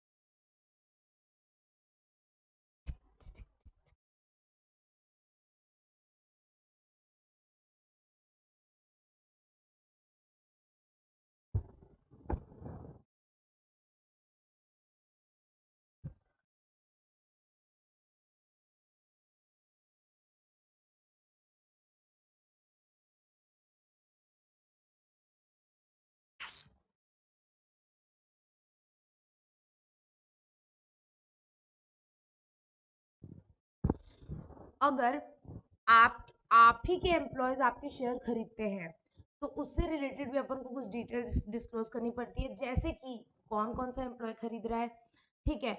और वो कई बार क्या होता है, कंपनी कंपनी क्या करती है, आपको मैं बता रही हूँ, कंपनी को वैसे बाईबैक के अलावा खुद के शेयर परचेज करना अलाउड नहीं था, पहले नहीं अलाउड था, फिर बाईबैक के द्वारा अलाउड कर दिया गया। तो सेक्शन 67 रिस्ट्रिक्शन प्लेस करता है कि आप खुद के शेयर परचेज नहीं कर सकते। और सेक्शन 67 का बैकग्राउंड बता रही हूँ, सेक्शन 67 ये भी बोलता है कि आप किसी एम्प्लॉयज को पैसा भी नहीं दे सकते खुद के शेयर खरीदने के लिए। मतलब आप ऐसा नहीं कर सकते कि एक काम करते हो, आप अपने खुद नहीं खरीद रहे हो, आपने अपने एम्प्लॉयज को पैसा दे दिया, आपने अपने एम्प्लॉय को पैसा दे दिया, ले पैसा मेरे खुद के शेयर खरीद ले। तो उस केस में क्या होगा, वो शेयर खरीद रहा है लेकिन वो वोटिंग राइट एक्सरसाइज नहीं करेगा। तो इस तरह का अगर कोई सिचुएशन होता है कि अगर आपके एम्प्लॉयज जो है वो शेयर खरीद रहे हैं लेकिन they are not exercising the voting right, तो उसके रिस्पेक्ट में आपको कुछ डिटेल डिस्क्लोज करनी पड़ती है। जैसे कि नेम ऑफ एम्प्लॉय, कौन कौन सा एम्प्लॉय ऐसा है जो वोटिंग राइट खुद एक्सरसाइज नहीं कर रहा है, रीजन क्यों नहीं कर रहा है, घपला तो नहीं हो रहा है कहीं, क्यों नहीं कर रहा है बताओ, कहीं कंपनी ने तो पैसा नहीं दे रखा है, name of the person who is exercising, और उसके अलावा कौन उसका राइट एक्सरसाइज कर रहा है, name of the shares held, number कितने शेयर्स हैं उसके पास, number of shares, date of general meeting जिसमें वोटिंग राइट एक्सरसाइज किया गया, रेजोल्यूशन एक्सेट्रा, कितने परसेंट ऑफ वोटिंग पावर है उनके पास, एक्सेट्रा एक्सेट्रा। इतना काफी है, कोई भी चार पॉइंट पढ़ लो, बहुत है, more than enough. Consolidated financial statement से रिलेटेड कुछ डिटेल्स देना पड़ता है, जैसे कि जैसे कि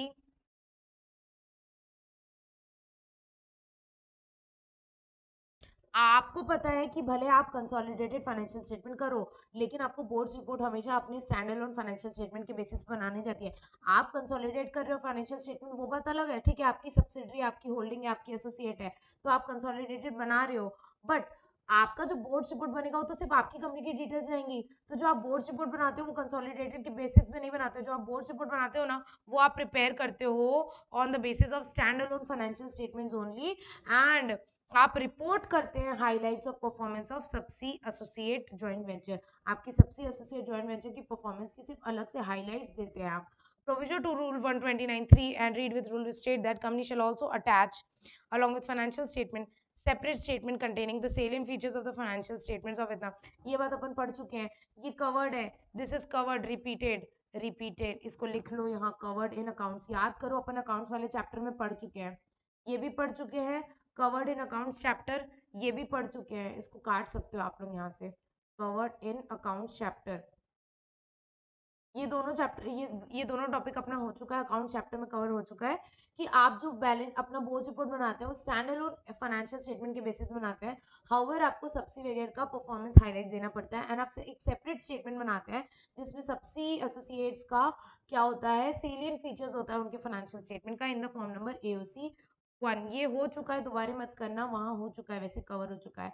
नेक्स्ट इज, याद करो एक सेक्शन अपन ने पढ़ा था 131, दो सेक्शन एक जैसे थे, 130 131, जो कि voluntary revision of financial statement के बारे में बात करते थे कि हम वॉलेंट्री रिवीजन कर सकते हैं पिछले 3 सालों का, अगर अगर हम सेक्शन 129 और 134 कंप्लाई नहीं कर पाए हैं तो उससे रिलेटेड भी अपन को बोर्ड रिपोर्ट में कुछ डिटेल्स डिस्क्लोज करनी पड़ती है। क्या section 131 provide the revised financial statement, revised report may be prepared in respect of any 3 financial year and after obtaining up to approval from tribunal where it appears to the directors that they are not prepared accordingly with 129 124 and the detailed reason for such reason for such revision shall be disclosed in the board's report and in the relevant financial year to which it relates।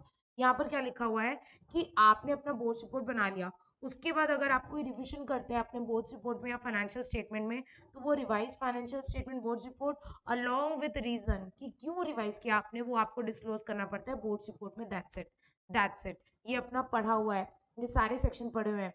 Section 149 appointment of independent director, याद है अपन ने पढ़ा था कि independent director एकदम सर्वगुण संपन्न होना चाहिए, person of expertise experience knowledge होना चाहिए, तो आपको बोर्ड रिपोर्ट में डिस्क्लोज करना पड़ता है। ये बात अपन 149 में पढ़ चुके हैं कि आपको बोर्ड रिपोर्ट में डिस्क्लोज करना होता है कि वो जो इंडिपेंडेंट डायरेक्टर है वो ऐसे ही कोई गवार नहीं है, वो प्रॉपर पढ़ा लिखा है, उसके पास एक्सपर्टाइज एक्सपीरियंस है, वो प्रॉपर जस्टिफाइड, हम जस्टिफिकेशन देंगे कि इसको क्यों अपॉइंट किया। तो यहाँ पर एक बात बोली गई, subject to 52 independent director shall not hold for the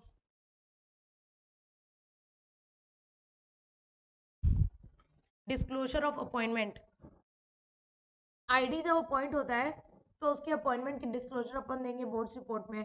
उसके बाद SS4 बोलता है कि in case of appointment of ID आपको जस्टिफिकेशन देना पड़ेगा कि उसको क्यों अपॉइंट किया, रीअपॉइंटमेंट के टाइम पे भी आपको रेशनल जस्टिफिकेशन देना पड़ेगा कि इसको क्यों रीअपॉइंट किया। ये वाली बात 149 में हो चुकी है। अगेन रेजिग्नेशन, रेजिग्नेशन याद करो, मैंने आपको बताया था ना एक एग्जांपल, सेक्शन 168 में लिखा हुआ है कि अगर कोई डायरेक्टर रिजाइन करता है तो उसका रीजन हमें बोर्ड रिपोर्ट में डिस्क्लोज करना पड़ता है कि क्यों रिजाइन किया उसने। तो ये जो फैक्ट ऑफ रेजिग्नेशन है ये अपन को बोर्ड रिपोर्ट में डिस्क्लोज करना होता है अलोंग विद रीजन। यहाँ लिखा नहीं है बट अपन को रीजन भी डिस्क्लोज करना होता है।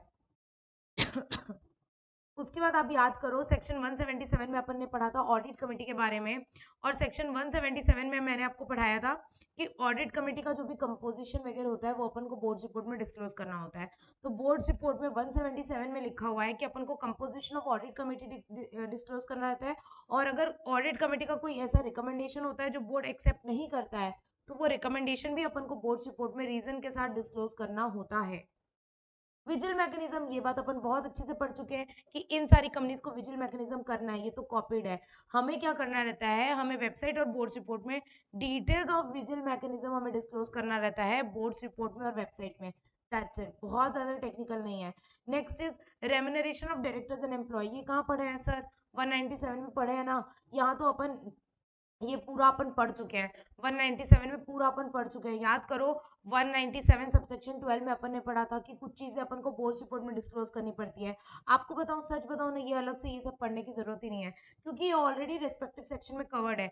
लाइक ये 177 में कवर्ड है, ये 197 में कवर्ड है, ये 177 में कवर्ड है, ये 168 में कवर्ड है। तो ऑलरेडी ये सारी बातें कवर्ड है, कुछ नहीं किया है, बस ना यहाँ एक जगह कंसोलिडेट कर दिया है ये बताने के लिए कि देख लो इस सेक्शन के अंदर भी लिखा हुआ है बोर्ड रिपोर्ट में डिस्क्लोजर, इस सेक्शन के अंदर भी लिखा हुआ है बोर्ड रिपोर्ट में डिस्क्लोजर। दैट्स इट, बहुत ज्यादा टेक्निकल नहीं है। अब देखो नेक्स्ट इज रेम्यूनरेशन से रिलेटेड आपको क्या डिस्क्लोजर करना पड़ता है, ये कहाँ दिया हुआ है, 197 में दिया हुआ है। तो आपने वो तो पढ़ चुका है। इसके अलावा लिस्टेड कंपनी के लिए कुछ एडिशनल कंप्लायंसेस हैं कि आपको ईच डायरेक्टर का रेशियो बताना पड़ता है कि किस रेशियो में आप रेम्यूनरेशन दे रहे हैं। परसेंटेज इंक्रीज अगर पिछले साल से बढ़ता है तो परसेंटेज कितना परसेंट इंक्रीज हुआ वो बताना पड़ता है।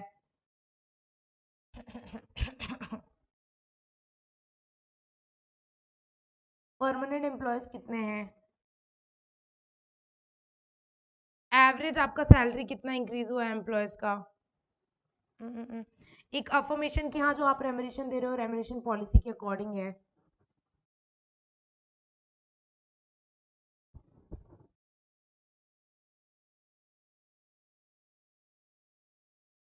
एक टर्म यहाँ डिफाइन किया है मीडियन। मीडियन मतलब बेसिकली एक होता है हाई पे स्केल वाले जिनको अपन बहुत ज्यादा सैलरी देते हैं, और एक ही तो होते हैं लो प्लेस वाले, लो पे स्केल वाले, और उनके जो बीच में आते हैं वो हो गया अपना median. Median means a numerical value separating the higher half of the population from the lower half, and the median is a finite list of the numbers may be found by arranging all the observations from the lowest to highest. Lowest को अलग कर दो, highest को अलग कर दो, that will be median. And if there are even number of observation, median shall be average of the two middle values. Basically जो बीच में आते हैं, जो बीच बीच में लेवल में आएंगे हाईएस्ट और लोएस्ट के बीच में, दैट विल बी मिडल। नहीं आता है तो एवरेज निकाल लो।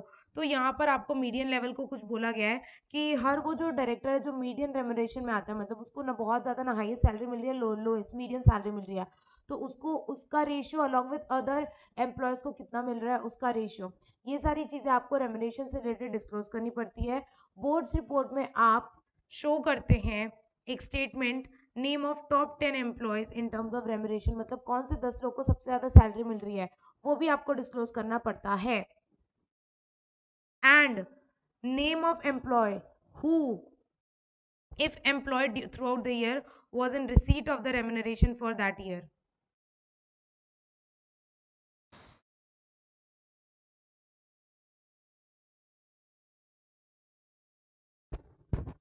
If employed for a part of the financial year was in receipt of the remuneration for the part of the year, and if employed throughout the financial year or part thereof was in receipt of the remuneration in the year in which in the aggregate or the rate at which it is in excess of the drawn, ignore करो इसको, बस इतना पढ़ लो इसमें कि आपके top 10 employees को कितना सैलरी मिल रहा है वो आपको देना है। और अगर किसी डायरेक्ट कोई एम्प्लॉय है आपके टॉप 10 एम्प्लॉय को कितना सैलरी मिल रहा है वो दिखा दो बोर्ड रिपोर्ट में। और आपके जितने भी एम्प्लॉयज है उसमें से अगर कोई एम्प्लॉय साल भर काम किया है, अगर कोई एम्प्लॉय साल भर काम किया है तो उसको जो साल भर का रेम्यूनरेशन मिलेगा वो कम से कम 1 करोड़ 2 लाख होना चाहिए। कम से कम 1 करोड़ 2 लाख। और यहाँ पर आपको बोल रहा है कि अगर कोई part of the financial year के लिए काम किया है, मतलब पूरे साल भर काम नहीं किया, सिर्फ part of the financial year की, तो वो आप उसको एग्रीगेट बेसिस पे निकालोगे, विच was not less than 8,50,000 rupees per month। 8,50,000 rupees per month. Minimum दिया हुआ है 8,50,000। ओके, इस थर्ड वाले को इग्नोर कर दो। ऑडिटर, ऑब्वियसली आपको आपका स्टैट्यूटरी ऑडिटर कौन है, आपका कॉस्ट ऑडिटर कौन है, आपका सेक्रेटेरियल ऑडिटर कौन है, उनका नाम, उनका अगर कोई चेंज हुआ है तो वो, अगर वो रेजिग्नेशन हुआ है, कैजुअल वैकेंसी हुआ है या रिटायरमेंट हुआ है तो वो भी आपको डिस्क्लोज करना होता है। उसके बाद सेक्रेटेरियल ऑडिट रिपोर्ट, ये तो अपन ऑलरेडी पढ़ चुके हैं। ये यहाँ तो बोल रहा है सेक्रेटेरियल ऑडिट किसको कराना होता है, 50, 250 और 100 करोड़। पेड अप 50, टर्नओवर 250 और आउटस्टैंडिंग लोन्स बोरिंग 100 करोड़। उसके बाद आपको पता है कि हम जो सेक्रेटेरियल ऑडिट रिपोर्ट होता है उसको हम बोर्ड्स रिपोर्ट में अटैच करते हैं। और उसके अलावा अगर कोई वो होता है ऑब्जेक्शन वगैरह होता है, कमेंट वगैरह होता है, तो उसमें हम रिप्लाई करते हैं। यहाँ पर एक छोटी सी बात लिखी हुई है, every listed company shall submit in such a form to the stock exchange. काट दो इसको। सेक्रेटेरियल ऑडिट रिपोर्ट को भी आपको अटैच करना पड़ता है बोर्ड रिपोर्ट में, दैट्स इट, बाकी पूरा पढ़ा हुआ है। सेक्रेटेरियल स्टैंडर्ड्स का कंप्लायंस किया कि नहीं, ये वाली बात भी आपको बोर्ड रिपोर्ट में डालनी पड़ती है। Board report shall include a statement on compliance of the secretarial standards. आपने सेक्रेटेरियल स्टैंडर्ड्स को कंप्लाई किया कि नहीं, ये वाला स्टेटमेंट भी आपको बोर्ड रिपोर्ट में डालना पड़ता है। तो ये अपन ने पढ़ लिया बोर्ड रिपोर्ट में क्या क्या डालना रहता है, बहुत ज्यादा इंपॉर्टेंट नहीं है, सच बता रही हूँ, एक बार देख लेना। अगर क्वेश्चन आया तो लिखते बन जाएगा, लास्ट में एक बार देखना, बहुत ज्यादा टाइम डिवोट करने की जरूरत नहीं है, पहले इंपॉर्टेंट चैप्टर्स कर लो। और ये जो टॉपिक्स है ये ऑलरेडी सारे सेक्शंस में कवर हो चुके हैं वैसे, ठीक है। उसके बाद एक रेगुलेशन है सेबी का, सेबी की share based employ benefit regulation. इसी रेगुलेशन के अंदर अपन ईसॉप वगैरह देते हैं, एम्प्लॉय स्टॉक ऑप्शन। तो सेबी का एक रेगुलेशन है शेयर बेस्ड एम्प्लॉयज रेगुलेशन। उस रेगुलेशन के अंदर भी हमें कुछ डिस्क्लोजर्स डिटेल्स डिस्क्लोज करनी पड़ती है। जैसे कि अगर अपना जो स्कीम है उसमें कोई चेंज होता है तो वो चेंज अपन को बताना पड़ता है, और वो चेंज क्या सेबी रेगुलेशन के कंप्लायंस में है कि नहीं वो। उसके बाद जो डिस्क्लोजर्स हम वेबसाइट में करते हैं उसका वेब लिंक देना पड़ता है, that's it, that's it. Share based employ benefit regulation से रिलेटेड दो डिटेल्स अपन को डालनी पड़ती है बोर्ड रिपोर्ट में, कि अगर हमारे स्कीम में जो शेयर बेनिफिट स्कीम है अपना, share based employ benefit scheme, अगर उसमें कोई चेंजेस आता है तो वो, और क्या वो स्कीम जो है सेबी रेगुलेशंस के अकॉर्डिंग है वो, एंड अगर वेबसाइट में कोई डिस्क्लोजर किया है तो उसका वेब लिंक, दैट्स इट। एक एक्ट है sexual harassment of women at work place. ये सारे वर्क प्लेस में एप्लीकेबल होता है, और इस एक्ट को आपने डिटेल में एसबीसी में पढ़ा होगा पार्ट बी में। तो ये कुछ प्रोविजंस है कि एक हर कंपनी को फॉलो करना पड़ता है ये act, sexual harassment of women at work place, ताकि वुमेन के साथ कोई गलत तरीके से बर्ताव ना करे वर्क प्लेस में, ऑफिस में। तो उसके लिए एक एक्ट बना हुआ है। ये हर वो ऑर्गेनाइजेशन जिसमें 10 या 10 से ज्यादा एम्प्लॉयज है उनको एप्लीकेबल होता है। और बेसिकली ये सेक्शन, ये पूरा एक्ट के बारे में बहुत डिटेल में आप लोग एसबीसी में पढ़ोगे, एसबीसी में भी ये सेम टॉपिक है, ठीक है। अब sexual harassment of women at workplace से रिलेटेड आपको कौन कौन सी डिटेल्स बोर्ड रिपोर्ट में डिस्क्लोज करनी होती है। सबसे पहले तो आपको एक सेपरेट एनुअल रिपोर्ट बनाना पड़ता है regarding to compliance of this act. और आपको इस एक्ट को कंप्लाई करने के लिए एक अलग से कमेटी बनानी पड़ती है। तो यहाँ पर देखो, एक बार रीड ले लेते हैं यहाँ पर क्या लिखा हुआ है। This act is applicable to every workplace, every establishment, every company organization employing 10 or more employees irrespective of the location industry। फर्क नहीं पड़ता कौन सी इंडस्ट्री कौन सी लोकेशन है, हर जगह ये एक्ट अप्लाई होगा ही, 10 से ज्यादा लोग हैं तो, ठीक है। और आपको बोला गया कि अगर आपके ऊपर ये एक्ट एप्लीकेबल होता है तो आपको एक कमेटी बनानी पड़ेगी जिसको हम बोलते हैं इंटरनल कंप्लेंट कमेटी, कि अगर किसी के साथ कुछ गलत हो रहा है तो हम उस इंटरनल कंप्लेंट कमेटी में जाके कंप्लेंट रेज कर सकते हैं। क्या?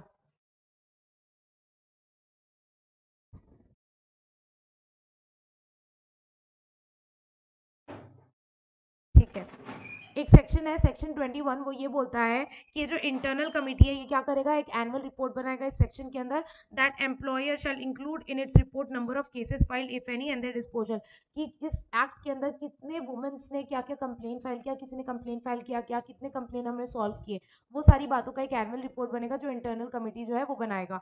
रूल 14 है, रूल 14 ये बोलता है कि जो एनुअल रिपोर्ट है उसको हम प्रिपेयर करेंगे और उसमें ये सारी डिटेल्स होंगी, ये जो एनुअल रिपोर्ट हम बनाएंगे उसमें क्या क्या डिटेल्स होंगी, number of complain of sexual harassment receive, इस साल कितने कंप्लेंट आए, किसके साथ गलत हुआ, number of complaint dispose of, कितने कंप्लेंट हमने सॉल्व किए, कितने कंप्लेंट पेंडिंग है 90 दिन से ज्यादा, कितने वर्कशॉप हमने अवेयरनेस प्रोग्राम्स क्रिएट किए हैं against sexual harassment, and action taken, employer ने उसके अगेंस्ट क्या एक्शन लिया, क्या जिसने गलत काम किया क्या उसको ऑफिस से निकाला गया, क्या एक्शन लिया गया, ये सारा आपको एनुअल रिपोर्ट में डालना होता है।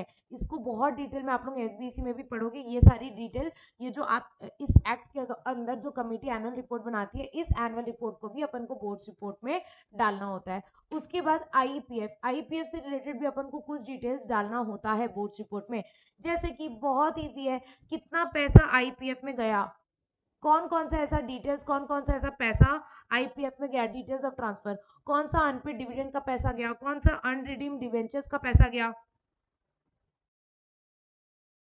कौन सा mature deposit, mature deposit but not paid, mature debentures but not paid, कितने application money receive but not refunded, right, ये सारा पैसा जाता है ना आईपीएफ में, याद करो अपन ने पढ़ा है इसको 125 में कि ये सारा पैसा आईपीएफ में जाता है, तो ये सारा पैसा अगर आईपीएफ में जाता है तो डिटेल्स ऑफ ट्रांसफर करोगे, डिटेल्स ऑफ रिजल्टिंग बेनिफिट, अगर कोई शेयर ट्रांसफर हो गया आईपीएफ में तो उससे क्या बेनिफिट निकला, अमाउंट ऑफ कितना डोनेशन का पैसा आया आईपीएफ में, अदर अमाउंट, तो ये सारी कुछ आईपीएफ से रिलेटेड आपको डिटेल्स बोर्ड रिपोर्ट में डालनी होती है। वैसे तो ये अलग से पढ़ने की सच में जरूरत नहीं है क्योंकि ये अपन ऑलरेडी बोर्ड रिपोर्ट वाले चैप्टर में सॉरी आईपीएफ वाले सेक्शन में पढ़ चुके हैं, बट वही है कि एक बार रीड ले लो, बहुत ज्यादा टाइम डिवोट करने की जरूरत नहीं है। क्रेडिट रेटिंग से रिलेटेड कुछ डिटेल्स अपन को बोर्ड रिपोर्ट में डिस्क्लोज करनी होती है कि क्या हमने क्रेडिट रेटिंग ली है, कि कौन सी एजेंसी से क्रेडिट रेटिंग ली है, अलग अलग क्रेडिट रेटिंग एजेंसीज होती है ना, स्टैंडर्ड एंड पुअर्स, सिबिल, बहुत सारी होती है, बहुत सारी होती है, किस डेट को हमने क्रेडिट रेटिंग ली थी, क्या हमने उसमें रिवीजन करवाए, reason reason provided by credit rating, अगर उसने हमें डाउनवर्ड रिवीजन किया, रिवीजन मतलब टाइम टू टाइम हमें अपग्रेड, टाइम टू टाइम वापस से रिवाइज करवाना होता है ना, तो अगर रिवीजन में उसने अपन को डाउनग्रेड कर दिया, पहले ए था अब भी दे दिया, जो भी रेटिंग होती है कम कर दिया, तो उसका रीजन क्यों दिया, तो ये बहुत इजी पॉइंट है कि क्रेडिट रेटिंग से रिलेटेड ये सारी डिटेल्स अपन को डिस्क्लोज करनी होगी। We are done with the boards report, we are done with the boards report. मैं सच बता रही हूँ ये चैप्टर मैं नहीं कराती, ये चैप्टर ना मैं बोल देती खुद से रीड ले लो एक बार, क्योंकि इसमें पढ़ाने लायक कुछ है ही नहीं, लेकिन आई डोंट वांट कि आप इसको छोड़ के जाओ, आई वांट कि एटलीस्ट एक बार आप रीड लेके जाओ, इसीलिए मैंने मार्किंग करवा दिया कि चलो सेलेक्टिव बेसिस पे रीड ले लेना, इस पॉइंट को अगर एक बार देख लोगे तो ज्यादा टाइम लगेगा नहीं, 15 मिनट में पूरा चैप्टर रीड ले लोगे, ठीक है, 15-20 मिनट में पूरा चैप्टर रीड हो जाएगा, छोड़ के मत जाना, छोड़ के मत जाना, इसलिए मैं रीड कराई हूँ, नहीं तो मेरे को पता था मैं आप लोगों को खुद बोल दूंगी कि खुद से रीड ले लेना तो आप लोग छोड़ के चल जाओगे इस चैप्टर को। बहुत टेक्निकल कुछ नहीं है, कॉमन सेंस की बातें हैं, आप एक बार रीड ले लोगे खुद से बना के लिख सकते हो इस चैप्टर को, ट्रस्ट मी, बहुत ज्यादा टाइम डिवोट मत करना, लेकिन छोड़ के भी मत जाना, एक बार रीड लेके जरूर जाना, छोड़ के भी मत जाना। तो ये हो गया अपना, उसके बाद वेबसाइट डिस्क्लोजर, और जितने भी पॉइंट्स है ना सब नहीं देखोगे, हर टॉपिक का मतलब इसे 4-5 पॉइंट भी देखोगे ना तो that is more than enough, पूरा पूरा देखने की जरूरत नहीं है। उसके बाद लास्टली वेबसाइट डिस्क्लोजर, हर कंपनी को अपने वेबसाइट में कुछ चीजें डिस्क्लोज करनी पड़ती है, बेसिकली लिस्टेड कंपनीज को वेबसाइट होना कंपलसरी होता है, अनलिस्टेड कंपनीज को तो वेबसाइट होना भी कंपलसरी नहीं होता है। आप देखियो छोटी सी कंपनीज की कभी वेबसाइट देखियो, हमारी कंपनी हम बनाएंगे एडुमेंशन प्राइवेट लिमिटेड, हमें क्या वेबसाइट बनाना कंपलसरी हो जाएगा, नहीं, वेबसाइट बनाना सबको कंपलसरी नहीं होता है, लेकिन हाँ सेबी में लिखा हुआ है, सेबी के रेगुलेशंस में लिखा हुआ है कि लिस्टेड कंपनी के पास तो फंक्शनल वेबसाइट होनी चाहिए, फंक्शनल वेबसाइट मतलब प्रॉपर वर्क करनी चाहिए, ये नहीं कि वेबसाइट में कुछ क्लिक ही नहीं हो रहा है, बस नाम की वेबसाइट बना दिए हैं। तो कंपनीज एक्ट तो मैंडेट नहीं करता है, लेकिन हाँ सेबी एलओडीआर मैंडेट करता है, मतलब वेबसाइट होना किसको जरूरी है, लिस्टेड कंपनीज को वेबसाइट होना जरूरी है, अनलिस्टेड कंपनीज का नहीं होगा तो भी चल जाएगा। तो यहाँ एक छोटी सी बात लिखी गई है कि कंपनीज एक्ट जो है वो मैंडेट नहीं करता है, मतलब कंपनीज एक्ट के अकॉर्डिंग वेबसाइट होना जरूरी नहीं है, लेकिन सेबी एलओडीआर मैंडेट करता है, मतलब लिस्टेड कंपनी है तब तो वेबसाइट होना कंपलसरी है भैया। और अगर आप लिस्टेड कंपनी है तो सेबी एलओडीआर बोलता है कि आपके पास फंक्शनल वेबसाइट होनी चाहिए, फंक्शनल मतलब काम कर रही होनी चाहिए भैया वेबसाइट, ऐसा नहीं कि क्लिक कर रहा है कुछ हो ही नहीं रहा है, चल ही नहीं रही है वेबसाइट, नाम का डोमेन नेम लेके रख लिया है बस। ठीक है, तो अब लिस्टेड कंपनी को वेबसाइट तो होनी चाहिए। अब सेबी एलओडीआर में ही लिखा हुआ है कि कौन कौन से आपको डिस्क्लोजर कंपलसरीली अपने वेबसाइट में करने पड़ेंगे। तो एक रेगुलेशन है, रेगुलेशन 46, वो ये बोलता है कि ये सारी इंफॉर्मेशन परमानेंटली कंपलसरी आपको अपनी वेबसाइट में डिस्क्लोज करने होंगे। अब मैम ये अनलिस्टेड कंपनी को एप्लीकेबल होगा, नहीं रे, ये सिर्फ लिस्टेड कंपनीज के लिए है क्योंकि ये सेबी एलओडीआर में दिया हुआ है। मैम सारे पॉइंट याद करने हैं, बिल्कुल नहीं, any 6 to 7 point which you are comfortable, and trust में बहुत इजी पॉइंट्स है, बहुत एफर्ट लगाने की जरूरत नहीं पड़ेगी इसको याद करने के लिए, एकदम बेसिक पॉइंट है, बस एक बार देख लो। आप अपने वेबसाइट में, आप नॉर्मली बताओ, किसी कंपनी की वेबसाइट में गए हो, रिलायंस की वेबसाइट में गए हो, क्या दिखता है, क्या दिखता है? सबसे पहले तो उनका बिजनेस दिखता है कि भैया वो काम क्या कर रहे हैं। एप्पल की वेबसाइट में जाओ, उनका बिजनेस दिखेगा कि फोन बेच रहे हैं, आईपैड बेच रहे हैं, ये बेच रहा है, वो बेच रहा है। तो आप किसी भी कंपनी की वेबसाइट में चल जाओ ना, आज देख लेना, आज किसी कंपनी की, रिलायंस की वेबसाइट में चल जाना, आईटीसी की वेबसाइट में, किसी कंपनी की वेबसाइट में चल जाना, कोई भी एक बार ऐसे ही एक्सप्लोर करके देखना, कोई भी वेबसाइट क्या दिखेगा आपको, बहुत ही कॉमन सेंस की बात है। आप किसी भी सब, एक आपको अबाउट अस का सेक्शन दिखता है, किसी भी वेबसाइट में जाओगे ना, अबाउट अस का सेक्शन दिखता है जिसमें उस कंपनी के बारे में बताता है, उस कंपनी के डायरेक्टर्स के बारे में बताता है, कमिटीज के बारे में बताता है, और एड्रेस वगैरह बताता है, एड्रेस वगैरह सारी डिटेल्स बताता है। और सबसे इंपॉर्टेंट, कंप्लेंट अगर कोई करना हो तो उसके लिए हेल्पलाइन नंबर वगैरह रहता है, विजिल मैकेनिज्म, विशल ब्लोअर का डिटेल्स होता है। तो ये ईमेल एड्रेस होता है कि अगर आपको कोई कंप्लेंट रेज करना है तो आप कौन सी ईमेल आईडी, कौन से फोन नंबर पे कर सकते हो, ये सारी वेबसाइट में आपको मिलेगा। तो ये बहुत ही कॉमन सेंस की बात है कि एक लिस्टेड कंपनी को अपने वेबसाइट में क्या क्या डिस्क्लोज करना रहेगा सेबी एलओडीआर के अंदर, कोई भी 7 8 पॉइंट देख लो, बहुत है। जैसे कि बिजनेस क्या है आपका, भाई ये तो कॉमन है ना, ये तो सब अपनी वेबसाइट में डालेंगे ना, हमारी एजुकेशन की वेबसाइट बनेगी, मान के चलो लिस्टेड हो जाती है आगे जाके। अन अकेडमी लिस्टेड कंपनी है, हाँ, अन अकेडमी वेबसाइट में उनका बिजनेस नहीं दिखेगा, वही दिखेगा सबसे पहले कि कौन कौन सा कोर्स बेच रहा है, क्या क्या क्या सर्विसेज प्रोवाइड कर रहा है। Terms and conditions of IDs, IDs के अपॉइंटमेंट की टर्म्स एंड कंडीशन है, ये भी कहीं ना कहीं जाओगे तो मिल जाएगा।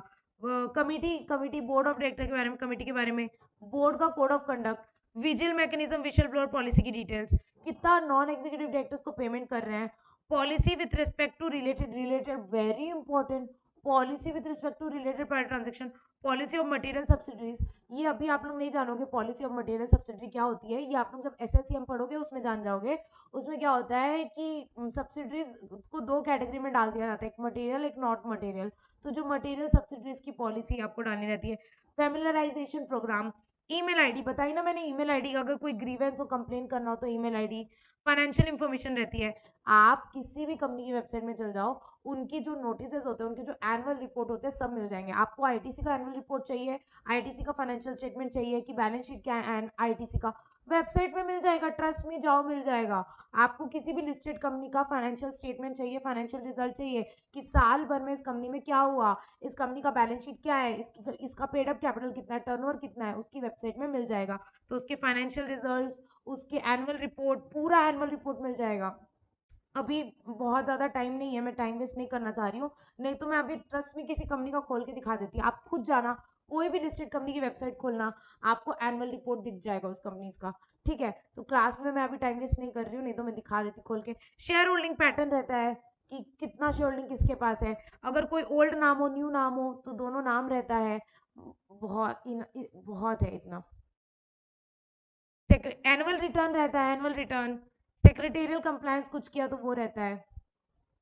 इनफ है, इसको एक बार रीड ले लेना बस, मतलब कोई भी 7 8 पॉइंट देख लो, बहुत है, एक बार रीड ले लेना। Item required to be hosted on website as per regulation 2 of LODR, अच्छा वही तो है, बिजनेस फाइनेंशियल इंफॉर्मेशन, सिमिलर ही है, रहने दो। वेबसाइट डिस्क्लोजर कंपनीज एक्ट के अकॉर्डिंग कुछ कुछ चीजें अपन कई जगह पढ़े हैं ना कि अच्छा अगर वेबसाइट होगी तो ये वाली बात भी डिस्क्लोज कर देना, अगर वेबसाइट होगी तो ये वाली बात भी डिस्क्लोज कर देना। जैसे अभी अपन थोड़ी देर पहले पढ़े ना एनुअल रिटर्न में कि अगर वेबसाइट होगी तो अपना एनुअल रिटर्न वहां पर अपलोड कर देना।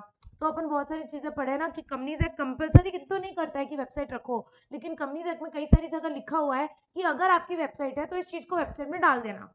जैसे कि अपने रजिस्टर्ड एड्रेस की डिटेल्स, तो अगर आपकी वेबसाइट है तो आप किसी भी कंपनी की वेबसाइट चल जाओ, उनका नाम, उनका एड्रेस, उनका email ID, fax number, address, proper address आपको मिल जाएगा उस वेबसाइट में। तो उसका नाम, एड्रेस, रजिस्टर्ड ऑफिस का CIN number, telephone number, fax number, ये सब मिल जाएगा वेबसाइट में। ठीक है। अगर आप प्रोस्पेक्टस से पैसा रेज करते हो तो किस पर्पस के लिए पैसा रेज कर रहे हो वो भी आपको डालना पड़ता है। ठीक है। तो आपको याद है अपन ने एक सेक्शन पढ़ा था, सेक्शन 13, वहां पर सेक्शन 13, हाँ, जो अपन ने ऑब्जेक्ट क्लॉज का पढ़ा था, मेमोरेंडम, ऑल्टरेशन ऑफ मेमोरेंडम। अच्छा, अपन ने नहीं पढ़ा था, ये एसबीसी में पढ़ा था अपन ने कि अगर अपन मेमोरेंडम को ऑल्टर करते हैं, पैसा अपन ने रेज किया था और कुछ पैसा अनयूटिलाइज रह गया, अब अपन ऑब्जेक्ट चेंज करते हैं, तो वो उसको अपन को वेबसाइट में डिस्क्लोज करना होता है, उस बात को, चेंज ऑफ ऑब्जेक्ट को। अनपेड डिविडेंड, अगर आपका कोई, याद करो 124 में पढ़ा था, अगर आपका कोई भी पैसा आप नहीं दे पाते 30 दिन के अंदर, तो वो आपको अगले 7 दिन के अंदर अनपेड डिविडेंड अकाउंट में ट्रांसफर करना आता है, और उसकी डिटेल्स आपको वेबसाइट में भी डिस्क्लोज करनी होती है, ताकि किसी को अगर किसी को ताकि अगर किसी का पैसा है डिविडेंड जो वो कलेक्ट नहीं कर पाए तो उनको पता चल जाए और वो कलेक्ट कर ले। तो अनपेड डिविडेंड अकाउंट का डिटेल्स आपको वेबसाइट में डालना होता है। सीएसआर का, ये तो बहुत पूरा चैप्टर पढ़ चुके हैं, इसको मेरे को अलग से बताने की जरूरत नहीं है। याद करो, मैंने आपको अलग से बताया था कि सीएसआर की पॉलिसी, सीएसआर का कमिटी जो है उसका कंपोजिशन, और सीएसआर का रिपोर्ट, ये सारी चीजें आपको वेबसाइट में डालनी पड़ती है। ये बात अपन वहां सीएसआर 135 में भी पढ़ चुके हैं। प्लेसिंग ऑफ फाइनेंशियल स्टेटमेंट, आपको अपना फाइनेंशियल स्टेटमेंट भी डालना होता है वेबसाइट में। Financial statement, consolidated financial statement, auditors report और सारी एडिशनल डिटेल्स आपको वेबसाइट में डालनी रहती है। डिटेल्स ऑफ विजिल मैकेनिज्म भी डालनी रहती है वेबसाइट में। विजिल मैकेनिज्म का कौन है, कौन उसको हैंडल कर रहा है, ऑडिट कमेटी हैंडल कर रही है कि कोई डायरेक्टर है, उसका फोन नंबर, उनको कांटेक्ट करने की details. Policy and nomination remuneration policy 178, nomination and remuneration committee एक क्राइटेरिया बनाती है, पॉलिसी बनाती है फॉर डिटरमाइनिंग क्वालिफिकेशन, वो पॉलिसी आपको वेबसाइट में डालनी होती है। Code of conduct of independent director डालना होता है। नोटिस ऑफ रेजिग्नेशन, अगर कोई रिजाइन करके चल जाता है तो उसका नोटिस अपन को डालना पड़ता है। चेंज ऑफ ऑब्जेक्ट, की तो हो चुका है ना, चेंज ऑफ ऑब्जेक्ट की सिमिलर पॉइंट है।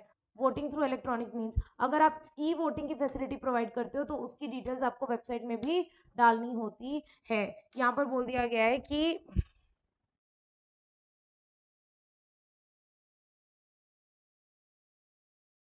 आपका ई वोटिंग का जो रिजल्ट होता है वो भी आपको वेबसाइट में डालना होता है। ई वोटिंग का जो रिजल्ट होता है वो भी वेबसाइट में डालना होता है। इस चैप्टर में ज्यादा कुछ काम का है ही नहीं, इस चैप्टर में ज्यादा कुछ काम का है ही नहीं। चैप्टर कंप्लीट हो गया है, जितना पढ़ाई उतना पढ़ोगे मोर देन इनफ है। एक बार रीड ले लेना अपने समझने के लिए, बहुत ज्यादा इसमें टेंशन लेने की जरूरत नहीं है, कॉमन सेंस की बात है, आप अपने मन से भी लिख सकते हो।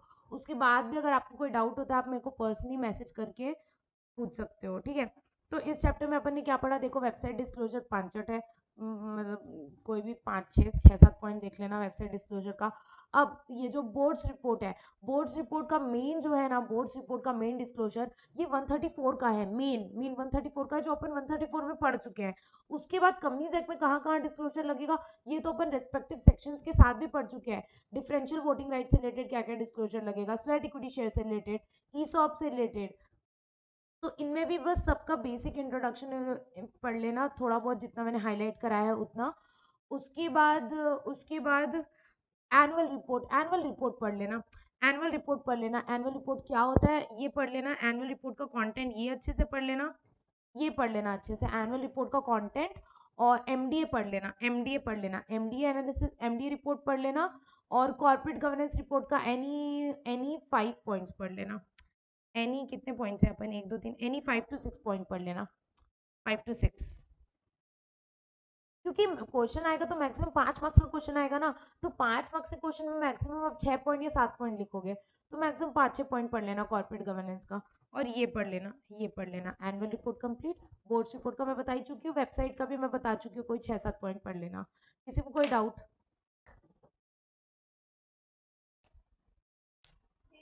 हम्म,